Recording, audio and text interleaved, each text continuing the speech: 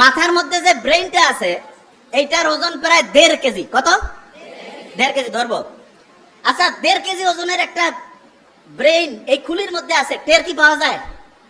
আপনি হাতের মধ্যে 1.5 কেজি নেন তো, কেমন শক্ত লাগে না? ওজন লাগে না?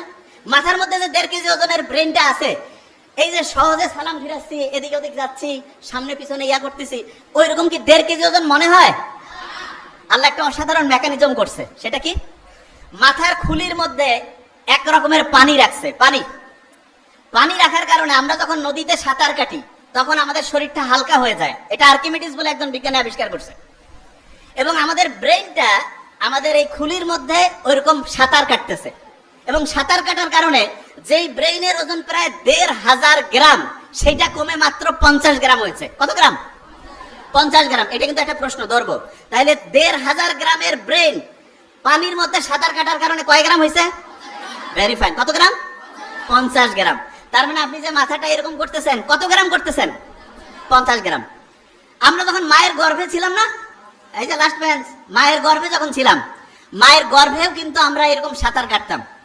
এবং আল্লাহ এত সায়েন্টিফিক, মায়ের গর্ভে যখন আমরা ছিলাম মাকে লাথি মারতাম, গুতা মারতাম, কিন্তু মা যে কষ্ট করতো, এই জন্য মায়ের আলাদা একটা মর্যাদা আল্লাহ দিয়েছেন। এবং মুহাম্মদ সাল্লাল্লাহু আলাইহি ওয়াসাল্লাম তো আমরা এটা জানি যে সম্মান করব কার? মায়ের, তারপরে কার? মায়ের, তারপরে কার? মায়ের, তারপরে কার? বাবার। তার মানেটা কি? তার মানে যে যত বেশি পরিশ্রম করবে, যে যত বেশি কষ্ট করবে, তার মর্যাদা আল্লাহ তত বাড়ায় দিবে। আমরা যারা মুসলমান সমাজের আছি, আমাদের সবচেয়ে শ্রেষ্ঠ একটা বৈশিষ্ট্য হইতে হবে চেষ্টা করা, পরিশ্রম করা। 1 নাম্বার বৈশিষ্ট্য কি হবে? চেষ্টা করা, পরিশ্রম করা। পরিশ্রম আর চেষ্টা করার যে স্টাইলটা, সেটা আল্লাহ আমাদের গোটাল ডেইলি রুটিনের মধ্যে অলরেডি দিয়ে দিয়েছেন। কিরকম? মুসলমান যারা 5 ওয়াক্ত নামাজ পড়ে না, 5 ওয়াক্ত ফজর যখন আমি নামাজ পড়ি, নামাজ পড়ার পরে আমরা অনেকে মূর্খ, তো নামাজ পড়ার পরে ইচ্ছা মতো ঘুমাই গেলাম, তাই লাভটা কি হইলো? আল্লাহ নামাজ পড়ার পরে আমাদেরকে পরিশ্রমে যাওয়ার জন্য সবচাইতে বেশি হচ্ছে উদ্বুদ্ধ করছে। নামাজ শেষ করো, তারপরে তোমার জীবিকা অন্বেষণে বের হয়ে যাও। জীবিকা অন্বেষণ মানেটা কি? স্টুডেন্ট যারা, সে কি টাকা ইনকাম করবে? নো, তার প্রধান কাজ কি? পড়াশোনা করা।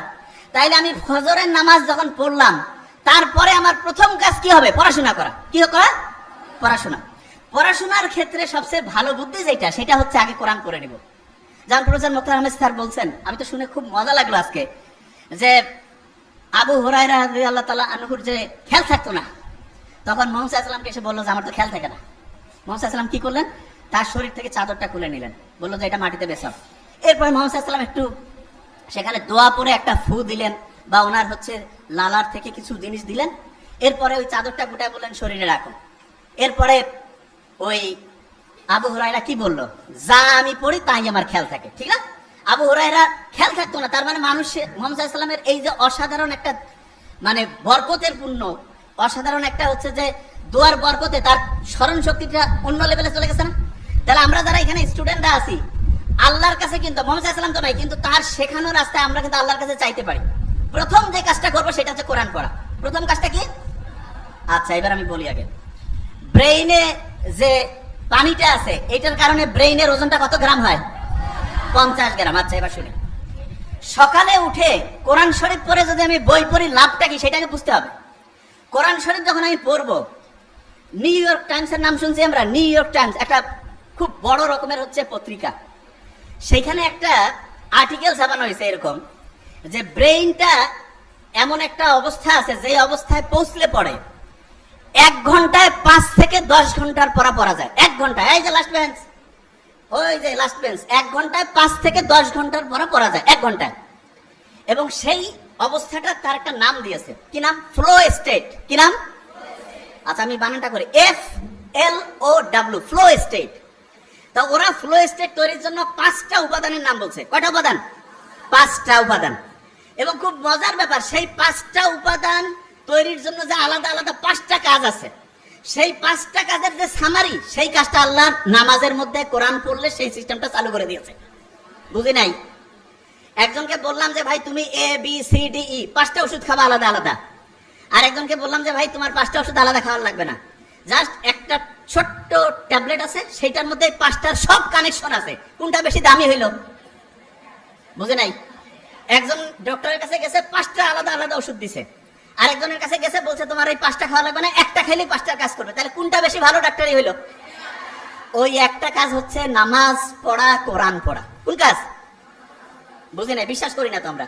কারণ কি আমি জানি, বিশ্বাস আমরা করি না যে নামাজ পড়লে, কোরআন পড়লে যে ব্রেইনটা ফ্লো স্টেটে আসে, এটা আমরা বিশ্বাস করি না। কারণটা কি সেটা বলি। ব্রেইনের মধ্যে 2 রকমের নিউরন আছে। কয় রকমের? 2 রকম। আমার এটা ডান হাত না, এটা কি হাত? এরকম 2 রকমের নিউরন আছে। এক রকমের নিউরন আমি যদি ভালো চিন্তা করি সেটাতে সে হেল্প করবে, শুনতেছি। আরেক রকমের নিউরন আমি যদি খারাপ চিন্তা করি সেটাতে সে হেল্প করবে। তার মানে আমি যেরকম চিন্তা করবো সে সেরকম করে কাজ করবে। তাহলে আমি যদি চিন্তা করি যে আমার ব্রেন অসাধারণ, তাহলে ভালো পক্ষের যে নিউরন সেটা হচ্ছে তোমাকে সফল করার জন্য সে পজিটিভলি কাজ করবে। আর আমি যদি চিন্তা করি না আমার ব্রেন ঠিকভাবে কাজ করে না, আমার মাথার মানে হচ্ছে শক্তি কমে গেছে, আমার খেয়াল থাকে না, তাহলে ওই নিউরন, যে নিউরনটা খেয়াল না রাখতে তোমাকে হেল্প করবে, সেটা কাজ করবে। তাহলে আল্লাহ যে সবসময় ইসলাম যে বলছে যে তুমি সবসময় ভালো চিন্তা করো, ভালো কথা বলো, ভালো উপদেশ দাও, এইটাতে আমাদের কি পজিটিভ ভালো কাজ করে, সেই নিউরন গুলো কাজ করে না খারাপ কাজ করে? সেটা কোনটা? ভালো কাজ। তাইলে আমি ভালো কথা বললে, অন্যের উপকার করলে, ভালো চিন্তা করলে আমার পজিটিভ নিউরন গুলো কাজ করবে না নেগেটিভ গুলো? পজিটিভ। একজন যে অসাধারণ হয় তার কি নেগেটিভ নিউরন কাজ করে না পজিটিভ? পজিটিভ। আচ্ছা, এবার এই যে ঈদের সময় মানুষ লঞ্চে করে যায় না বাড়ি, ঈদের সময়। তা আগে তো ঈদের সময় দেখা যাইতো লঞ্চ এত বেশি জ্যাম প্যাক থাকতো যে মানুষজন হচ্ছে যে মানে জায়গায় পাইতো না। তা এক নাস্তিক, সে আল্লাহ তো মানে টানে না, সে পাশে কয়েকজন কি মুসলমান, তাদের সাথে গল্প করতেছে যে আল্লাহ কি বানাইছে। বলছে কেন? বলছে দেখো তো এই যে বড় বড় যে চায়না, জাপান, আমেরিকা, এরা যে বড় বড় এরকম জাহাজ, তারপরে হচ্ছে যে এরকম ফেরি, বড় বড় বিমান টিমান যে বানায়, এগুলো দেখা যায় যে ওই বিভিন্ন ফ্যাক্টরির মধ্যে তৈরি করে আলাদা আলাদা পার্টস থাকে, তারপরে সেই পার্টস গুলো এসে এক জায়গায় জোড়া দিয়ে একটা জায়গায় সুন্দর করে চলতে থাকে। তা বলছে এটা তো করে। বলছে আল্লাহ যদি এরকম করতো যে আমাদের হাতগুলো আলাদা খুলে রাখা যাইতো, পা গুলো আলাদা খুলে রাখা যাইতো, শুধু মাথাটা আর একটু বুক পর্যন্ত, তাইলে সবাই অল্প জায়গার মধ্যে হইতো, আর ওগুলা সবাই ব্যাগের মধ্যে জোড়া করে রেখে বাড়িতে নামার পরে আরাম করে আবার লাগাই দিয়ে চলে যাইতো।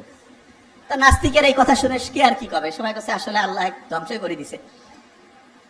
ফজরের ওয়াক্তর সময় সেই নাস্তিক ঘুম থেকে উঠছে, উঠার পরে আশেপাশে যে আছে সবাইকে ডাকতেছে, ডাকার পরে বলতেছে ভাই আমার উজু করার সিস্টেম শিখাই দাও। বলছে কেন? কয় ভাই আমি যা করছি জীবনে বড় ভুল করছি, এখন আমার ঠিক হওয়া লাগবে। কেন, কি হয়েছে?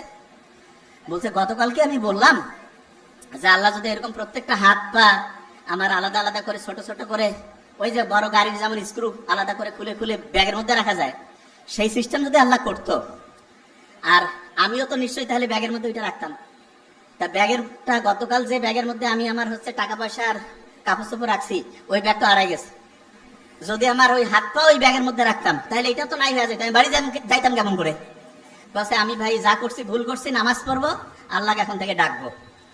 দেখেন একটা জিনিস, আল্লাহ কত সাইন্টিফিক, দেখেন আল্লাহ কি রকম সাইন্টিফিক, শুনলে অবাক হবেন।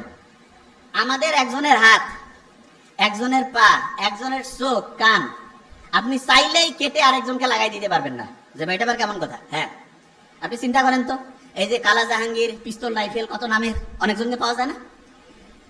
কারো হাত কেটে যদি আরেকজনের হাতে লাগাই দিলে যদি সেই লোকটা বাঁচত, যেরকম শয়তানি সরকার থাকে বিভিন্ন সময় দেশে, এদের যাদের হাত পার দরকার হয় সবাইকে নিয়ে যায়, বিশেষ করে মাদ্রাসার স্টুডেন্ট তো খুব পছন্দ, ওদের নিয়ে যায় হাত টাত কাটিয়ে আরেকজনের লাগাই দিত, ঠিক না? দেখেন আল্লাহ জানে যে মানুষ কি জাত, সেটা আল্লাহ তো ভালো করেই জানে। এই জন্য আল্লাহ এমন সিস্টেম করছে, হ্যাঁ আপনার হাত পা চোখ শরীরের বিভিন্ন অংশ ট্রান্সফার করা যাবে, ট্রান্সপ্লান্ট করা যাবে, কিন্তু সেটার জন্য টেস্ট করা লাগবে। এবং সবচেয়ে ভালো হয় হচ্ছে দেখা যায় সাধারণত যার সাথে রক্তের এবং অন্যান্য গ্রুপগুলো ম্যাচিং হয় তাদের জন্য ভালো হয়। তাই এইটা সাধারণত আত্মীয় স্বজন, নিজের ফ্যামিলি বা কাছের সম্পর্কের যাতে তাদের ভালো হয়, অন্যরাও হইতে পারে, তবে টেস্ট না করে যদি লাগাই দেন, যেই লোকটা বাঁচার কথা ছিল 6 মাস, সে দেখা যাবে যে 6 সপ্তাহে মরে গেছে। বুঝতে পারছেন আমার কথা? দেখেন আল্লাহ কি সাইন্টিফিক্যালি অ্যারেঞ্জ করছে জিনিসটা, আল্লাহ বানাইছে এই শরীরটা। অনেকে বড় বড় বিল্ডিং, কম্পিউটার এগুলো দেখে মনে করে ওরা বাপরে বাপ কি জিনিস বানাইছে। আপনি শুনলে অবাক হবেন, আপনার এই যে হাতের মধ্যে যে একটা ছোট্ট কোষ আছে না, কোষ, সারা পৃথিবীতে যত সম্পদ আছে এখন সবগুলো যোগ করে একটা কোষ বানাইতে পারবেন, একটা কোষ। বুঝেন নাই তো? আপনার আমার শরীরে প্রায় 1,00,000 ট্রিলিয়ন, মানে এটাকে আমি আসলে সহজ করে না বললে তো বুঝবেন, আমি আগে ব্রেনটার কথা বলি। নোবেল যেটা বলে গেছে 86 বিলিয়ন, তার মানে 1 বিলিয়নে 100 কোটি, এরকম 86 দিয়া মানে 100 কোটির মতো 86টা, বুঝতে পারছেন? এইরকম শুধু এই যে খুলির মধ্যে আছে, আর সারা শরীরের কথা বাদে দেন, এই খুলির মধ্যে যেটা আছে তার একটা কোষ বিজ্ঞানীরা যত টাকা পয়সা আছে সবগুলো খরচ করে বানাইতে পারবে না, এখন পর্যন্ত চিন্তাই করা যায় না।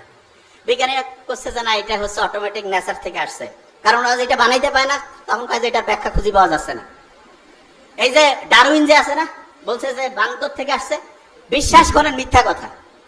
তাইলে এখন বলেন যে স্যার মিথ্যা কথা, তাইলে বইয়ে পত্রে যে পড়তেছি, ব্যাপারটা হচ্ছে কি বহু টাকা ওরা ওইটাতে ইনভেস্ট করে ফেলছে, এখন ওইটা যদি মার্কেটে না চলে তাহলে ওই টাকা এখন উঠাবে কেমন করি, এই জন্য করছে যে হ্যাঁ ওইটাই ঠিক আছে। কিন্তু সত্যি কথা বলতেছি, এখন পর্যন্ত একটাও প্রমাণ করতে পারে নাই যে সারা পৃথিবীতে মানুষ তৈরি হয়েছে বানর থেকে, কেউ প্রমাণ করতে পারে নাই। এমনকি ডারউইনের যে ওই পক্ষের যে বিজ্ঞানীরা ওরা করছে যে না এটা আসলে ঠিক না, কিন্তু মার্কেটে চলতেছে কেন, কারণ অনেক টাকা এখানে ইনভেস্ট করছে। মানুষকে বানাইছে আল্লাহ, এইটা এদের বলতে সমস্যাটা কোন জায়গায় এটা অনেকে বুঝে না, যে এটার কারণটা কি, মানুষকে আল্লাহ বানাইছে এটা বললে সমস্যা কোথায়? এইটাই হচ্ছে মেইন সমস্যা। মানুষকে আল্লাহ বানাইছে এটা যখনই কেউ বিশ্বাস করবে, তাহলে আমি যদি একটা জিনিস বানাই ওইটার ভালো কিসে খারাপ কিসে সেটা আমি জানবো না। আমি যদি বলি যে এইটা একটা মেশিন, এটা আমি বানাইছি, তাহলে এটার গাইডলাইনটা কি আমার অনুযায়ী চলবে না আরেকজন দিলে হবে? তা ওরা বলতেছে যে না মানুষ তো বানর থেকে আসছে, তার মানে আল্লাহ বলে কেউ নাই, আল্লাহ মানুষকে তৈরিও করে নাই, তাহলে গাইডলাইন আমাদের অনুযায়ী চলবা। এই জায়গাটাই হচ্ছে সবচেয়ে বড় সমস্যা, অন্য আর কোনো সমস্যা না। তার মানে হচ্ছে আল্লাহ মানুষকে বানিয়েছে এবং মানুষই হচ্ছে এইটার সব কিভাবে চললে সবচেয়ে সেরা হবে তার সব গাইডলাইন এখানে আছে। আচ্ছা এই যে মোবাইল যে আছে, মোবাইলের মধ্যে আপনার প্রোটেক্টর লাগান না? আচ্ছা আমি একটা জিনিস বলি, মোবাইল যত দামি প্রোটেক্টর কি লাগানো উচিত কি উচিত না? উচিত। মেয়ে যারা আছে, মেয়ে নারী, এখানে কেউ নাই কিন্তু আমাদের মা বোন তো আছে, তাদের জন্য পর্দার বিধান করছে না? মেয়েদের দাম বেশি না ছেলেদের দাম বেশি ইসলামে বলেন তো? মেয়েদের মর্যাদা বেশি, এবং মেয়েদের মর্যাদা বেশি দেখে কিন্তু দামি মোবাইলের যেমন প্রোটেক্টর আছে, এরকম মেয়েদেরও কিন্তু আল্লাহ প্রোটেক্টর হিসাবে পর্দার ব্যবস্থা করছে। ভালো লাগলো না শুনে? মেয়েদের কি করছে? পর্দার ব্যবস্থা। তা আমরা এটা করি না কেন? কারণ আমরা মনে করি যে না মেয়েদেরকে তো বানাইছে হচ্ছে ওই ডারউইনের যে পুরাতন ওই কি বলে এটাকে, বানর থেকে আসছে, অতএব এদের কোনো ফর্মুলা লাগবে না। নো, আল্লাহ মানুষকে বানিয়েছে এবং কিভাবে চললে মানুষ সবচেয়ে সেরা হবে এইটা আল্লাহ যে ফর্মুলা দিয়েছে সেটা অনুযায়ী চলতে হবে। যে জায়গা থেকে আমি বের হয়ে আসছিলাম সেটা বলি। সারা পৃথিবীতে মুসলমানরা যে পিছায় পড়লো এইটার সবচাইতে বড় 3টা কারণ আছে, সবচেয়ে বড় 3টা কারণ। নাম্বার 1 কি সেটা একটু বলি। নাম্বার 1 হচ্ছে, প্রফেসর মুক্তার আহমেদ স্যার কিন্তু বলে গেছেন, আমি জাস্ট একটু খেয়াল করাই দেই। নাম্বার 1 হচ্ছে আমরা দুনিয়াতেও যে সেরা হইতে পারি এই চিন্তাটা আমাদের মধ্যে নাই। আমাদের মধ্যে একটা চিন্তা আসছে যে না দুনিয়া যদি আমি সেরা হই তাহলে আমি আখিরাতে বোধহয় আমাদের কমতি করবে। নো, দুনিয়া আমি সেরা হইতে পারি, আখিরাতে আমি সেরা হইতে পারি। দুনিয়ায় সেরা হওয়ার জন্য যেই গাইডলাইন গুলো দিয়েছে আল্লাহ সেগুলো যদি আমি ফলো করি তাহলে দুনিয়াতেও নাম্বার 1 হবো, আখিরাতেও নাম্বার 1 হবো। কিন্তু সমস্যাটা কোন জায়গায় সেটা বলি। আমরা 5 ওয়াক্ত নামাজ পড়ি, কিন্তু নামাজের পরে যে আল্লাহ বলছে যে তুমি তোমার রিজিক অন্বেষণে বেড়ায় যাও, কাজ করো, এই কাজটা করি না। তার মানে নামাজ পড়লাম কিন্তু তারপরের অংশটা অর্ধেক মানলাম না। এই কারণে দেখা যাচ্ছে যে ঠিক আছে নামাজ পড়তেছি, নামাজের পরের যে কাজটা সেটা না করার কারণে দেখা যাচ্ছে যেই কাজে যে সেরা হওয়ার কথা ছিল সেটা আমরা হইতে পারিনি। এটা নাম্বার 1। নাম্বার 2 কি, আমরা লিডার ঠিকভাবে তৈরি করতে পারি নাই। লিডার মুহাম্মদ সাল্লাল্লাহু আলাইহি ওয়াসাল্লাম ছিল শ্রেষ্ঠ লিডার, এই জন্য ওই সময়ের জামানাটা ছিল সবচেয়ে সেরা। আর আমরা এখন যে লিডার গুলো পাইছি তারা আমাদেরকে ঠিক রাস্তায় যাওয়ার জন্য যেইভাবে আমাদেরকে কাজ করতে করা উচিত সেই অনুযায়ী কোন রকমের সাজেশন দেয় না। তারা শিখায় দেয় যে তুমি হচ্ছ খুবই দাস, খুবই নিচু স্তরের, খুবই নিম্ন শ্রেণীর। আচ্ছা আপনারা এই যে মেট্রো রেলে উঠছেন না, আপনি দেখেন মেট্রো রেল গুলো যে অনুযায়ী বানানো হয়েছে আলহামদুলিল্লাহ ভালো জিনিস। এই রেলের যে বগিগুলো এগুলো যদি আরো বড় করে বানানো যাইতো প্রত্যেকে কিন্তু বসে আরাম করে যাইতে পারতো, কিন্তু এমন ভাবে বানানো হয়েছে কিছু লোক বসতে পারবে, অনেকেই দাঁড়ায়, ঠেলাঠেলি করে পাশাপাশি করে যায়, ঠিক না? এবং অনেক মানুষজনও বলে যে না আমাদের দেশে এত লোক কেমন করে সুবিধা দিবে। আপনি শুনলে অবাক হবেন, সবচেয়ে বেশি লোক যে জায়গায় আছে, মানে কি সন্দেহ আছে? 1 টাকা চুরি করতেন, আমরা এটা জানি না? তাইলে ওনাকে যদি আমরা একটা এলাকার দায়িত্ব দিতাম, জাস্ট এক্সাম্পল হিসাবে বলতেছি, তাহলে ওই এলাকায় যদি কোনো চুরি না হইতো, কোনো যদি কন্ট্রাক্টর 2 নাম্বারই করতে না পারতো, যারা সরকারি চাকরিজীবী তারা যদি 2 নাম্বারই না করতো, যারা হচ্ছে সিন্ডিকেট ব্যবসায়ী তারা যদি এটা কন্ট্রোল না করতো, তাহলে ওই এলাকার লোকজনের জীবনযাত্রা ভালো হইতো না খারাপ হইতো? ভালো। আমরা মূল জায়গাটায় হাত দেই নাই। মূল জায়গাটা কোনটা? সৎ লিডার দরকার। সৎ লিডার হইলে প্রত্যেকের লাভ হবে, প্রত্যেকের। আচ্ছা আপনি কি জানেন যে গোটা বাংলাদেশটা একটা ফ্যামিলির মতো? কিসের মতো? আচ্ছা আপনার ফ্যামিলিতে যদি একজন খুব ভালো লোক থাকে, ফ্যামিলির যে সদস্য, যে সৎ, টাকা চুরি করে না, শ্বশুর বাড়ির টাকা পাঠায় না, শ্বশুর বাড়ি বলতে বুঝাচ্ছি যেখানে থাকার কথা সেখানে আগে অন্য জায়গায় পাঠাচ্ছে, এইরকম না হয়ে যদি একটা অনেস্ট ছেলে যদি আপনার পরিবারটা নিয়ন্ত্রণ করে, তাহলে ওই পরিবারটা ভালো চলবে? নাকি আরেকটা পরিবারে একজনকে রাখা হয়েছে, সে টাকা খালি পাচার করতেছে, অন্য জায়গায় দিচ্ছে, কোন পরিবারটা ভালো চলবে? প্রথমটা না দ্বিতীয়টা? প্রথমটা। তাহলে আপনি বলেন এই গোটা বাংলাদেশটা তো এরকম একটা দেশ, মানে এরকম একটা পরিবার, এইখানে সবচেয়ে ভালো লোকটা যদি হচ্ছে যে সবগুলো কাজের মেইন কন্ট্রোলটা যদি দেওয়া যায়, তাহলে দেশটাকে আস্তে আস্তে ভালোর দিকে যাবে না খারাপের দিকে? ভালোর দিকে। আচ্ছা তাহলে প্রথম কাজ বলছি নামাজের পরে অন্য কাজটা করা। দ্বিতীয় কাজ যেটা আমি বলছি সেটা কি? সৎ লিডার নির্বাচন করা। কি কাজ? সৎ লিডার। আচ্ছা তৃতীয় কাজটা খুব ইম্পর্টেন্ট, প্রত্যেকের যে ব্রেইন আছে, ব্রেইন, এইটাকে সর্বোচ্চ ভালোভাবে ব্যবহার করা, সর্বোচ্চ ভালোভাবে। লাস্ট বেঞ্চ, ওই যে আমরা প্রত্যেকে এখানে মাথায় টুপি দিছি না? আমেরিকার যে হচ্ছে যে ওই আর্মি বাহিনী আছে তারাও কিন্তু মাথায় এরকম ক্যাপ দেয়, দেখছেন আপনারা? আমরা যে টুপি দিছি, আমি যদিও দেইনি, কিন্তু আপনারা যারা দিয়েছেন, এইটা কিন্তু নকল করে দেখা গিয়েছে যে বিভিন্ন দেশের যে আর্মির যে বাহিনীগুলো আছে তারা কিন্তু এটা নকল করতেছে। কেন? তাদের এটা হচ্ছে সেফটির জন্য, সিকিউরিটির জন্য ভালো। আমি অবাক হয়েছি যে ইসলামের যতগুলো নিয়ম আছে, এক এক করে আমরা এখনই প্রমাণ করবো ইনশাআল্লাহ, প্রত্যেকটা নিয়মের মূল কাজ হচ্ছে আমাদের ব্রেইনটাকে ভালো করা। ব্রেইনটাকে কি করা? ভালো। এক এক করে যাই, ধরবো কিন্তু এখন। আচ্ছা আপনি যখন অন্যের প্রশংসা করেন তখন আপনার মনটা খুশি হয়, যে শুনতেছে তারও খুশি লাগে না? এইরকম অন্যের প্রশংসা করলেন, অন্যের সম্বন্ধে একটা ভালো জিনিস বললেন, যে শুনতেছে তারও ভালো লাগতেছে, আপনারও ভালো লাগতেছে। কেন জানেন? ওই সময় অক্সিটোসিন ক্ষরণ হয়। কি ক্ষরণ হয়? অক্সিটোসিন রক্তের যে নালীগুলো আছে না, এগুলোকে পরিষ্কার করে। কি করে? রক্তের নালীগুলো। আচ্ছা আপনি কি জানেন যে রক্তের নালী যদি পরিষ্কার হয়, ব্রেইন ঠিকভাবে যদি পুষ্টি পায়, তাহলে আমাদের ব্রেইনটা ভালোভাবে কাজ করবে না খারাপ ভাবে? ভালো। এটা নাম্বার 1।